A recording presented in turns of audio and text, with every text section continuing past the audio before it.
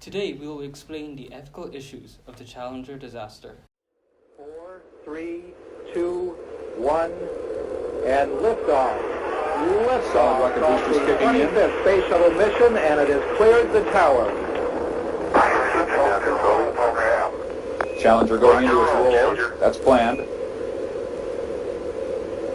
Good roll program. Farther away from Pad 39B, the first use of Pad 39B since the old Apollo days and the Skylab missions.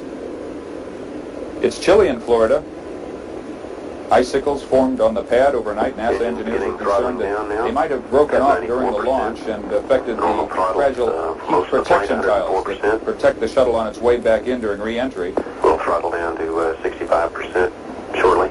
Don't know what the effect might be just yet. The astronauts will take a look later on during the mission. Engines at 65%, 3 engines running normally, 3 good fuel cells, 3 good APUs. APUs, the auxiliary power Velocity units. 2,257 feet per second. Altitude 4.3 nautical miles. Downrange distance 3 nautical miles. It's always amazing to hear how quickly the shuttle moves. It's already more than 4 miles downwind as we just Engines heard. throttling up. 3 engines now at 104%. Challenger, go and throttle up. Challenger, go and throttle up. The shuttle mission will launch, my God, 1 minute 15 There's been an seconds. explosion. Velocity 2,900 feet per second. Altitude 9 nautical miles. Downrange distance 7 nautical miles. this is not standard. This is not something that is planned, of course. I can see a solid rocket booster has broken away from Shuttle Challenger. That's what you're looking at in the middle of your screen. I cannot see the shuttle itself. I don't know if it's able to continue on one rocket booster. If it's able to jettison that rocket booster, it will be able to return to the Kennedy Space Center. Perhaps. The shuttle engines are not enough to power the shuttle back down. On the 28th of January 1986, the Space Shuttle Challenger was engulfed in flames 73 seconds after liftoff, destroying about 1.7 billion Space Shuttle orbiter and killing all the 7 astronauts on board. Space Shuttle was developed from the reusable space launch mission, which had initial budget of $8 billion.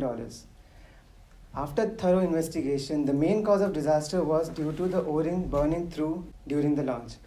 The shocking fact is that the O-rings were identified as a potential hazard before liftoff, but they were used anyways. Responsible for the loss of Challenger were part of the Space Shuttle's solid rocket boosters. The solid rocket boosters were shipped from their place of manufacture in Utah to Kennedy Space Center in segments, due to weight and transportation concerns. After arriving, the segments of the boosters had to be joined and sealed at the Space Shuttle Assembly and Integration Facility. To do this, field joints using 2 O-rings as the sealant were employed to adjoin the 4 segments of which each booster comprised. During the design phase of the solid rocket boosters, an issue with the design of the joints was discovered. During the buildup of pressure during the booster ignition, the gap between the segments, which were sealed by O-rings, expanded very quickly, within a fraction of a second. In order to keep the seal, O-rings would have to expand quickly enough. This is crucial to keep the putty-like thermal insulator which lies between the segments in place. If the O-rings did not seal the gap, there is a danger of the thermal insulator being pushed out of the field joints, which would allow hot gases to come into contact with the sidewalls of the booster. This would lead to a melting of the sidewall of the booster and to a catastrophic failure. When the engineers of Thiokol, the solid rocket engine manufacturer, consulted with the manufacturer of the O-rings, they were told that O-rings were not to be used in such a way and that they could not give any advice. While the O-rings used were able to keep the gap sealed during the tests of the motor in the deserts of Utah, during the launch of Challenger, when outside temperatures were below freezing, the rubber used in them was much stiffer and slower to expand, thereby allowing for a gap to form and subsequently burn through to occur. Some solutions to this problem with the O-rings would have been not to use O-rings in the first place and to manufacture the solid rocket boosters in one single piece on site. However, this would have required a manufacturing plant at Kennedy Space Center, which would have been prohibitively expensive. Different adjoining mechanisms would have also been possible to use, such as clamping the segments together and having an ablative liner burning at the same rate as the fuel between them. However, this would have been quite a bit heavier and more expensive than the boosters used. Other things such as friction stir welding could have been used for boosters in the later years after Challenger. However, they were invented in the 90s. Although there was lots of communication between NASA engineering and NASA management, the problem was that NASA management ignored a lot of warnings and recommendations from NASA engineering. It was NASA's negligence of their warnings that was one of the causes of this disaster. There were other communications issues that were related to NASA management, such as NASA management using reports on the probability of a mission success of the shuttle to conclude that the chance was 1 in 100,000. However, when NASA engineers drew their conclusion, it was actually 1 in 50 to 1 in 100.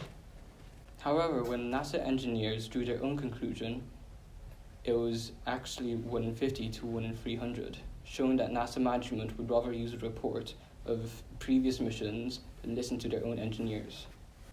There were similar cases of O-ring erosion from previous flights, albeit not as serious. And while NASA engineers took notice of this and relayed this information to NASA management continued to ignore it. A 555-page presidential investigation was made by NASA to explain why the disaster happened. The report outlined how the O-rings were at fault and that they were used in spite of being known to be hazardous, as the communication between management and engineers were not good enough. However, others are sceptical of this reasoning by NASA, and instead have stated that the real reason they were used is because NASA wanted to keep the cost of the project down in order to keep funding from the government. So instead, they used a cheap but potentially hazardous component. The forecast predicted that on the day of the launch, the temperature would drop to -7 degrees Celsius, which is a lot lower than the recommended temperature of a safe launch, which was about 11 degrees Celsius. And this would negatively affect the O-rings. The engineers presented this concern to NASA management via a conference meeting and recommended to cancel the launch. However, the managers doubted the influence of temperature on the launch site and decided to go ahead with the launch, ignoring the recommendation of their experts.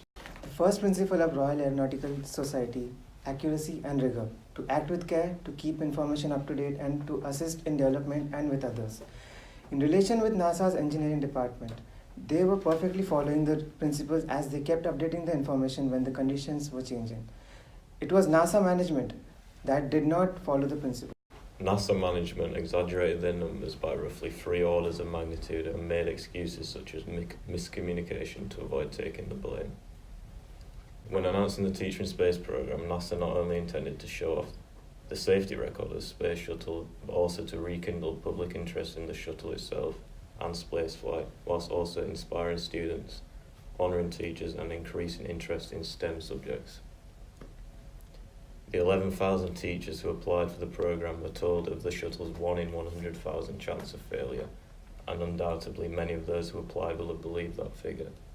Had they instead been informed of the much higher 1 in 50 to 1 in 300 chance of failure, estimated by the engineers, it is likely that far fewer applicants would have been submitted.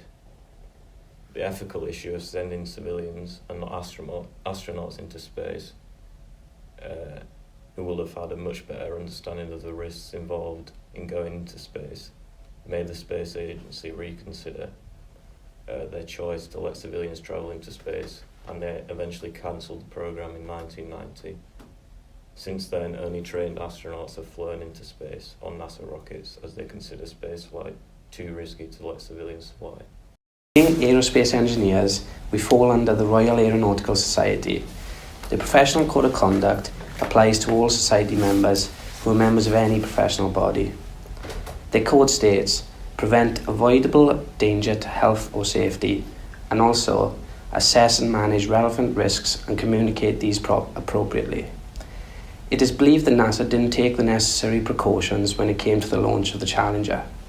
Information designer Edward Tufte has claimed that the Challenger accident is an example of the problems that can occur in engineering from the lack of clarity in the presentation of information.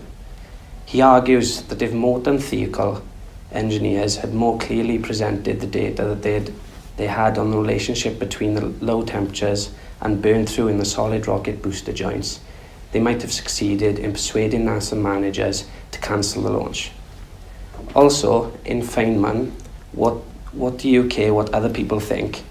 During one of the commission hearings with MT managers, Feynman finds that at least half of the company's SEAL experts disagreed with management on if it was safe to proceed with the launch. This is clear proof of someone in the process disregarding very serious information which would be needed to assess and manage the relevant risks. It was found later that after the presidential investigation that NASA managers had known since 1977 that contractor Morton Thiekel's design of the SRBs contained a potentially catastrophic flaw in the O-rings, but had failed to address this problem properly. NASA managers also disregarded warnings from the engineers about the dangers of launching posed by the low temperatures of that morning and failed to adequately report these technical concerns to their superiors. Although NASA engineers oversaw the development of the shuttle, their suggestions had to go through their managers. The many concerns that the engineers brought towards the managers were often ignored. This incompetence to listen to their engineers shows a lack of leadership in NASA. Based on the issues of the Challenger and the 4 basic principles created by the Royal Aeronautical Society, we have created our own code of conduct, which consists of our own 5 points.